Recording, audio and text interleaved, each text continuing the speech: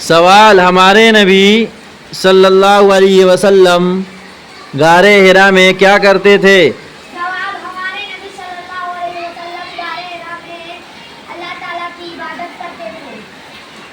سوال: دین کی خاطر ایک جگہ کو چھوڑ کر دوسری جگہ چلے جانے کو کیا کہتے ہیں؟ جواب: دین کی خاطر ایک جگہ چھوڑ کر دوسری جگہ چلے جانے کو ہجرت کہتے ہیں۔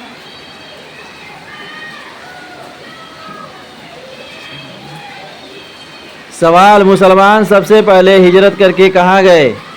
جواب: مسلمان سب سے پہلے ہجرت کر کے ملک حبشہ گئے۔